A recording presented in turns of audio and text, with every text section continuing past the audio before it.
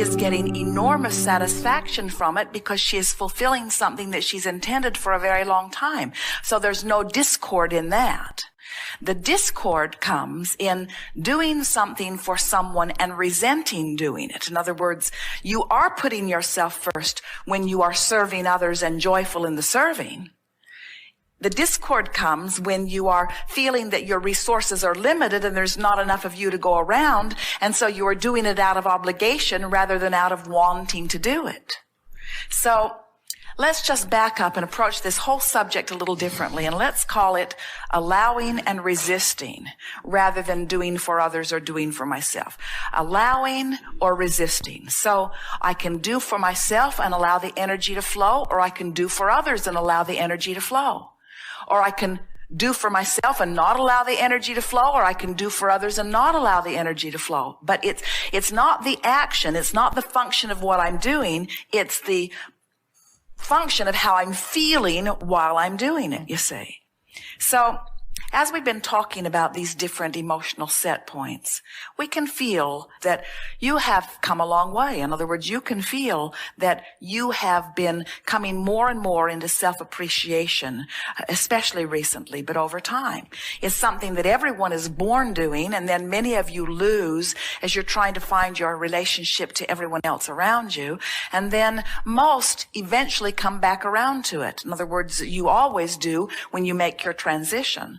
Sometimes you see very little ones selfish enough to kick up a ruckus in order to make sure they get what they want, and very old ones selfish enough to kick up a ruckus to make sure that they get what they want. But in neither of those cases is there alignment in the way we mean it. In other words, we don't want you to think that you have to kick up a ruckus in order to demand something from someone else. We want you to understand that the entire universe is ready to comply with you. You just have to find the balance that lets the universe comply. And so the way you do this, the way you selfishly put yourself back in the place that you allow well-being to flow to you in the way you deserve and in the way that is absolutely normal, is just through trial and error. In other words, you throw some fits and see where it gets you. And you soften and appreciate and see where that gets you. In other words, it truly is person by person, subject by subject, just feeling your way until you feel it click into place. It really, really is that. So we can't give you one process or even one way of approaching this, because there are lots of different subjects in your experience that might require a little different response from you. Because on some subjects, your vibration on the emotional scale is way up here in appreciation. On other subjects, it's over here in fear. In some subjects, it's over here in a feeling of overwhelmment. In some subjects, it's all the way up here in ecstasy and joy and satisfaction. And so there's no one way. You just got to pick a subject and then talk about it with one thing in mind as you've got your ear to the ground. How can I approach this subject, which must be important to me because it keeps coming up, in a way that feels increasingly better? So what we want you to feel, and it's what we've been talking about all day here today, is that the universe will provide anything and everything that you want. In other words, there are so many resources. This universe will accommodate all of you in delightful and effective ways. You just have to let yourself off the hook as being one who must find a provider. In other words, here is what we are saying. You're wanting to see universal forces. Call it God, call it inner being, call it universal forces, call it source energy, call it this energy stream of well-being, call it whatever resonates well with you when you name it. But try to accept that it will always provide for you. In other words, if you could resist the temptation to explain how far you've come. Now, we know there is some sense of satisfaction in that, because especially if you're here and you want to be someplace different, sometimes it is satisfying to say, well, look how far I've come. That gives me expectation that I can still go further. Yeah. And that's wonderful. We want to hear. But if you get too heavy-handed in explaining where you've been, then that's why you say it feels like it's two different personalities. And it is two different personalities. There's the connected you and the disconnected you. Those are too strong of words, because you're never disconnected, but there's the more allowing of who you are, you, and there's the less allowing of who you are, you see. And you get so that you can feel which drum you're beating. And that's why it's an emotional journey. How I feel is everything, and what I do is inconsequential. But how I feel about what I do is everything, but what I do does not make any real difference. And we want to guide you to that. But how about this? This is a different tact. How about everything that I think that I need to do is all in order to propel me to some place that when I get there, I think I will be happier. So everything that I am doing, no matter what it is, all of my lists of right and wrongs are all about me getting to a manifestation that I believe, then I will be happier. So why don't I take a shortcut and just go get happy? And once I get to that happy place and test it, we encourage you to test this. This is not a theory that we are practicing for the first time on humans.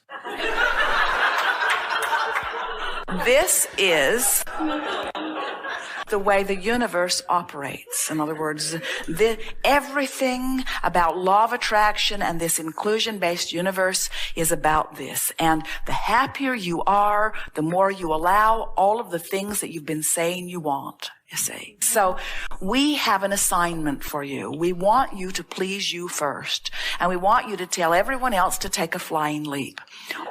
Only thing is, in your case, there are not that many others that you will be able to tell to take a flying leap. In other words, there are not a lot of others that are making demands on you. It is your own internal contradictions. It's like Esther. She will say, I am free to do anything in the world that I choose to do. For me to ever be in a moment of complaining is as screwy as it gets.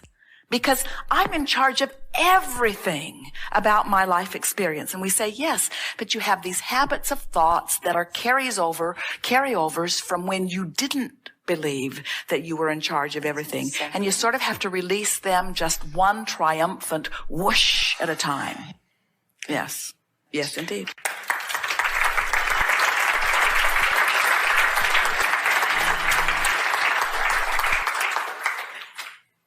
It's an interesting thing when you stand all by yourself and realize that everything that has happened is coming to you by you. And then you say, but it's not turning out quite the way I wanted it to. So now I have to take responsibility. And I must not be doing a very good job.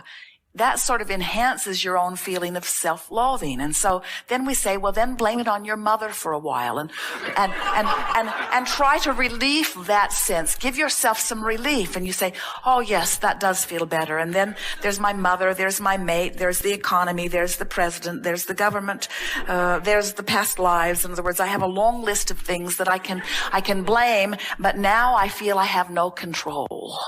And so we say, all right, regain control, take total responsibility for what's happened to you. You are in charge. And you say, oh, that feels so good for about a minute. And then you start the self-loathing all over again. In other words, but somewhere in that process, you will bring yourself vibrationally back into alignment of trusting in the goodness that really is you. Yes.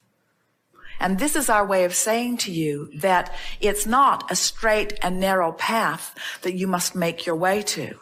In other words, when you achieve vibrational alignment with your well-being, around every corner is a potential satisfying of something that you want. Literally. And the reason that the universe is able to do that is because there are so many players, there is so much data, there is so much interaction, there has been so much already expansion. In other words, the ingredients are already here. And so it is, another way we like to say it is when you ask for something, say you're asking for a relationship, immediately, at least 100 avenues to lead you directly to what your heart's desire would feel satisfied having are before you instantly. At least 100 options. But if you're not in vibrational alignment with them, there might as well not be any. In other words, it's like your friend saying, oh, I heard the most beautiful music being played from my radio all morning long. I had my radio dial set on 98.6 and it was rapturous. And you said, I didn't hear it. Well, did you have your radio dial set on 98.6? No. So if you're tuned up, if you're in alignment with what you want, then it's there, it's there, it's there, it's there, it's there, it's there, it's there. It's about vibrational alignment. By the time you are able to identify it in thought as a desire, it's done. If you can think it, the components are here, and you can realize it as quickly as you line up with that. In other words, if you say, I want a prize, the universe says, very well, we will line up endless opportunities for you to have your prize. And when you say, but there is only one prize, the universe says, very well, we will make it very difficult for you. And when you say, there is only one prize and I think that person will get it, the universe says, very well, it will not be yours. In other words, your thoughts happen. But when you say, there is no shortage of prizes, the universe says, then pluck from those that please you. They are everywhere around you. When you say, but I am the only worthy one and no one else is worthy, the universe says, well, depends upon how they feel about them, not how you feel about them. In other words, your every thought affects your vibration, but that's all that affects your vibration. And your vibration is the only thing that ever affects your outcome. In other words, because every time you launch a preference, the universe has gone to work on fulfilling your preference and has taken great satisfaction in doing so. In other words, all of your future worlds have been envisioned and enjoyed by all that is non-physical. That's why it's in escrow, ready for you to let it into your experience, you see. Wayne Dyer's book says, you will see it when you believe it. And we say to you, test the heck out of it. In other words, make yourself believe it. Show yourself. Think thoughts and watch them manifest. Think other thoughts. In other words, notice the correlation between what you think and feel and what happens. It's accurate every single time. Adjust the way you feel, watch what happens. It's accurate every single time.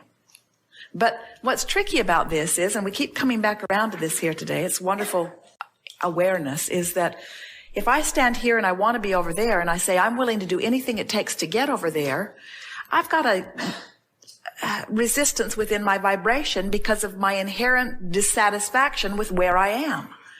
Where if I say it's lovely over here and it would be lovely over there, now I've softened that resistance. As I say, from my lovely vantage point,